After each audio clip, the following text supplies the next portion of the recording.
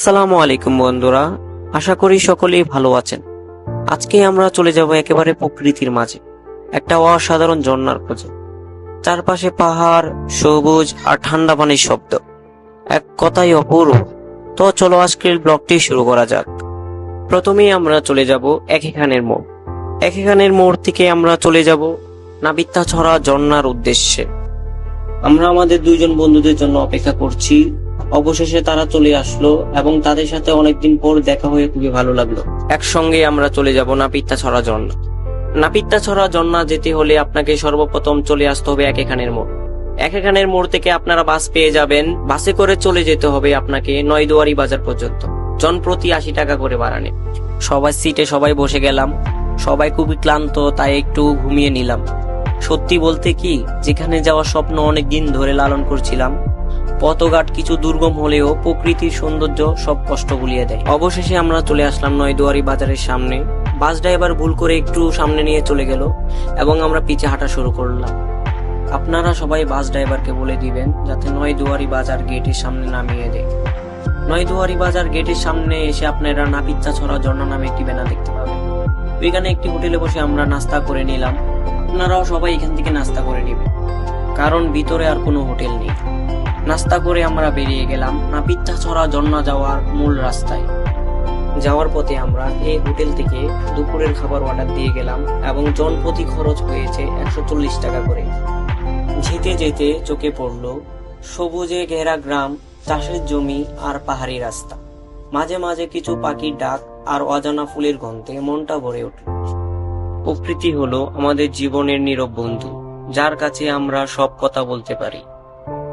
রাস্তা অনেক দূর হওয়াতে আমাদের হাঁটতে খুবই কষ্ট হচ্ছে। সব কষ্ট বলে আমরা হাঁটা শুরু করলাম এবং যাওয়ার পথে এই বাবুই পাখিটির বাসাটি দেখলাম। দেখতে খুবই সুন্দর লাগছিল।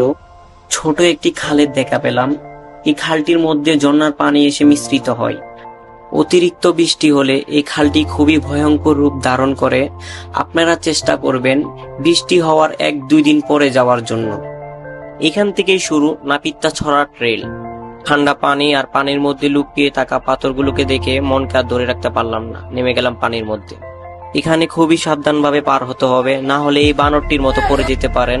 সে পড়ে গিয়ে ভাব নিচ্ছিল, মনে হচ্ছিল সে ব্যথা পায়নি, কিন্তু আদৌ তো সে অনেক ব্যথা পেয়েছিল। প্রকৃতির সৌন্দর্যের কাছে তার ব্যথা যেন কিছুই নয়।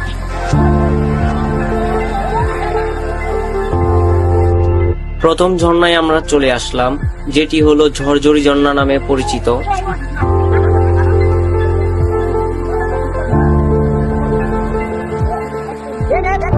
সবাই যেন প্রকৃতিকে খুবই সুন্দরভাবে উপভোগ করছে। প্রথম ঝর্ণায় গোসল শেষ করে আমরা চলে যাব বাগবিয়ানি ঝর্ণায়। রশি দিয়ে উপরে উঠে মনে হচ্ছে আমরা সেনাবাহিনী ট্রেনিং করছি। বাগবিয়ানি ঝর্ণা যেতে হলে আপনাদের ঝরঝরি ঝর্ণা থেকে প্রায় 15 মিনিট হাঁটতে হবে। প্রাকৃতিক সৌন্দর্য দেখে আমরা মনে মনে বলছিলাম আমাদের এই রাস্তা যেন আর শেষই না হয়। এখানে বসে কিছুক্ষণ বিশ্রাম করে নিলাম এবং প্রকৃতি দেখতে দেখতে কখন যেন ভুল রাস্তায় চলে গেলাম, বুঝতে পারিনি। ঝর্ণা প্রকৃতির এমন এক নিদর্শন যা হৃদয় ছুঁয়ে যায়। পাহাড় বেয়ে নেমে আসা সজীব জলের দ্বারা আমাদের ক্লান্ত মনকে যেমন সজীব করে তোলে, তেমনি চোখে আনে এক অদ্ভুত শান্তি। যাওয়ার পথে ছোট একটি ঝর্ণা দেখা পেলাম, যেখানে ধ্যানে বসে পড়লাম এবং মনকে প্রশান্ত করে নিলাম। চারপাশের পাখির ডাক আর দূর থেকে ভেসে আসা ঝর্ণার শব্দ এক কথায় স্বপ্নময়।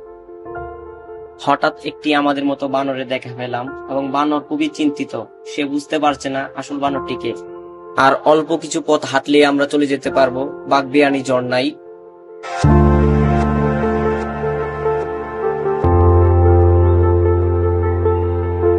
অবশেষে আমরা চলে আসলাম বাগবিয়ানি ঝর্ণায়। বাগবিয়ানি ঝর্ণায় এসে মনকে বলতে লাগলাম সবই কষ্ট সার্থক হয়েছে আজ।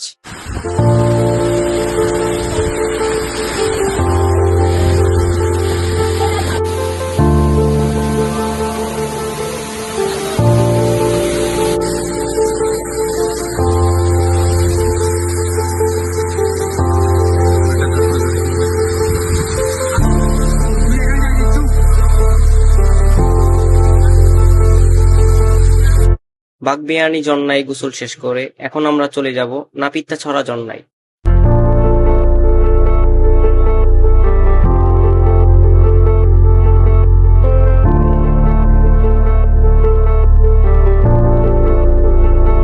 এক মুহূর্তের জন্য হলেও নিজেকে টার্জেন ভেবে নিলাম।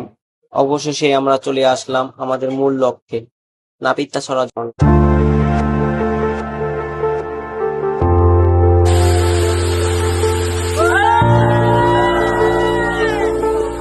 সন্ধ্যার আগেই আমরা প্রীতি পথ ধরলাম।